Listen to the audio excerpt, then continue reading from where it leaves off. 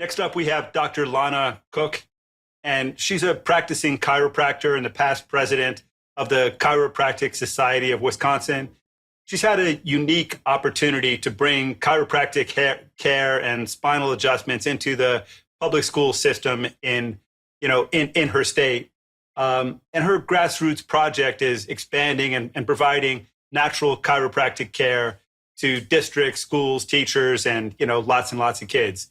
So she's going to tell us about her program and how it started and her vision for change, and how important it is to have better access to this kind of care for all of our children. Welcome, Dr. Lona Cook. Thank you so much, Tony. Great to be here. Great to be with you guys earlier this week when we were in DC for the Chiro Hub and the MAHA meetup. I think Dr. Vicky said, the chiropractors are the OG MAHA.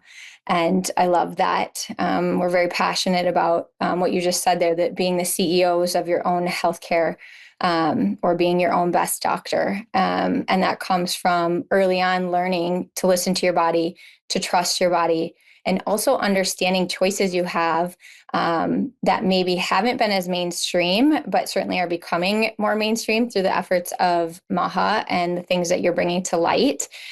So I'm excited to talk about our program. It is a grassroots program that started about 10 years ago. And I want to start with the story of how it began.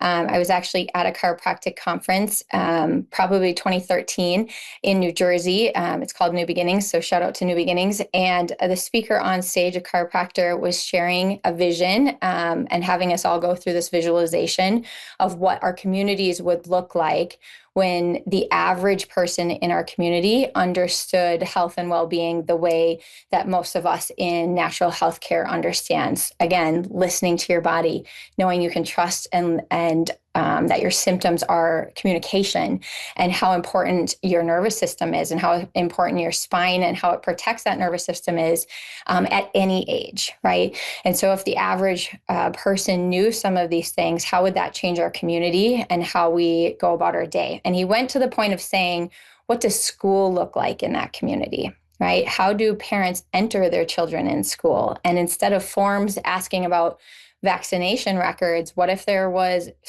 forms or resources pointing people in the direction of holistic care or chiropractic care? And I remember sitting in that visualization thinking, that sounds great. I don't know if that'll ever happen. And the next thing that he said was really the thing that got me. He said, if you can't see it, you are part of the problem, because the drug companies don't have problems thinking this big for our children. So why do we? And that really irritated something in me, where I realized he's right. It doesn't cost us anything to believe that change is possible, to believe that there's better ways, and that more and more people will want to know those better ways. And chiropractic and its philosophy and its approach to health and well-being has transformed my life. And so it really lit something in me that I realized I need to think bigger, and I need to have better conversations. And so from that seminar, I came home and went to my school district. I had relationships there built already, and talked to the superintendent and then the HR department. And what came from those meetings eventually was getting to come in and pack up portable tables and our portable insight scans and bring care on site for the staff. And that was great. And I didn't know if it would grow from there or not. But after a year, actually, one of the administrators came to me and she said, why couldn't we do this with some of the students? We would love to try anything that would help some of our most dysregulated children that are struggling at school for various reasons. And I said, I don't know, you tell me. And she said, well, we bring in other services, so why not chiropractic? So we said, okay. We called our state association executive director, crossed our I's, dotted our T's, and then followed some of their lead with this. And so we sent intake forms home to the parents and did our consultations with the parents, and 20 parents signed up the first group of kids that began with weekly chiropractic care, getting spinal adjustments at school, which really doesn't take very long, so they don't miss a lot of class. And the proof is in the pudding, because not only did the parents want us back, but the special ed teachers and the teachers wanted us to come back. And so it really grew from there. So after our first school, It expanded into second schools, and then my team grew, and my partnership with Dr. Amanda Blonigan, which maybe she'll come on at some point.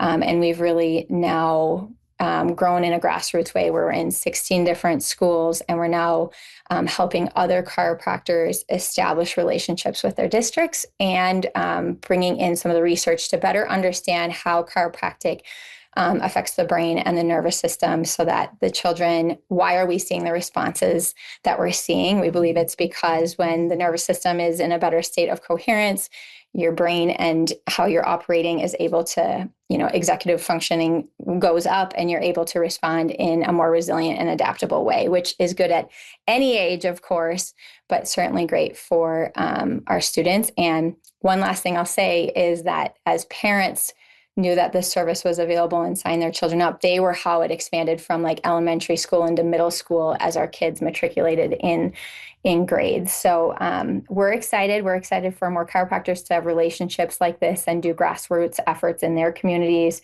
providing more holistic options and helping our nation's children learn some of these tenets of good, healthy living. Thanks so much, Dr. Cook. What you're doing is clearly a blueprint for what, people, doctors, chiropractors ought to do in every single state. And, chiropractic is clearly meant to prevent illness and, not to treat it.